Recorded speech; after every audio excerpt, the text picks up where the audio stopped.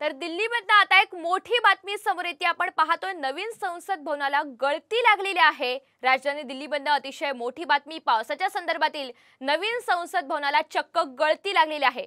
काही महिन्यांपूर्वीच या संसद भवनाचं बांधकाम हे पूर्ण झालं आणि त्याच्यानंतर यामध्ये प्रवेश घेण्यात आला। मात्र आता काही दिवसांपूर्वीच हे बांधकाम पूर्ण झालेलं असतानाच नवीन संसद भवनाला आता चक्क गळती लागलेली आहे आणि त्याचमुळे आश्चर्य व्यक्त केलं जातंय। त्या ठिकाणची आपण सध्याची ही दृश्य पाहतोय, कशा पद्धतीने या नवीन संसद भवनालाच आता गळती लागली आहे आणि त्याचमुळे अनेक प्रश्न सध्या निर्माण केले जात आहेत। दिल्लीमध्ये अनेक परिसरांमध्ये मुसळधार पाऊस बरसतोय। या पावसाचा फटका वाहतुकीला सुद्धा बसलेला होता, विमान सेवेला सुद्धा बसलेला होता। तर दुसरीकडे आता नवीन संसद भवनामध्ये चक्क गळती लागल्याचं चित्र आपण पाहतोय। तुम लोग मत आ जाओ यार इसमें।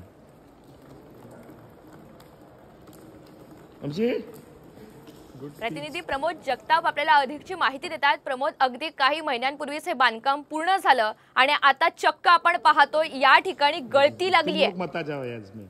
ऋतुजा, मागच्या वर्षी या नवीन संसद भवनामध्ये प्रवेश झालेला होता आणि तेव्हापासून नवीन संसद भवनामध्ये अधिवेशन सुरू झाली होती। खरं तर नवीन संसद भवनाच्या बांधकामावरनं विरोधी पक्षानं खूप टीका केलेली होती। प्रामुख्यानं काँग्रेसनं या संसद भवनावरती आक्षेप घेतल्याचं बघायला मिळालं होतं। काल रात्रीपासून राजधानी नवी दिल्लीमध्ये मुसळधार पाऊस पडतोय आणि त्यानंतर आज राजधानी नवी दिल्लीची जी नवीन संसद आहे त्या संसदेमध्ये पावसाचं पाणी झिरपताना बघायला मिळते आणि म्हणूनच नवीन संसद भवनामध्ये आपण दृश्यांमध्ये बघू शकतो ऋतुजा, बादल्या ज्या आहेत त्या ठेवल्याचं बघायला मिळतं। ज्या ठिकाणाहून पाणी गळते त्या ठिकाणी बादल्या ठेवल्याचं दृश्य आपण दृश्यांमध्ये बघू शकतोय। खरं तर संसदेचं अधिवेशन सुरू आहे, त्यामुळे या अधिवेशनामध्ये या विषयावरनं विरोधकांकडनं हा मुद्दा सुद्धा उपस्थित केला जाऊच शकतो अशी शक्यता आहे। प्रमोद, धन्यवाद सविस्तर माहितीबद्दल। तर आपण पाहतोय नवीन संसद भवनाला गळती लागली आहे।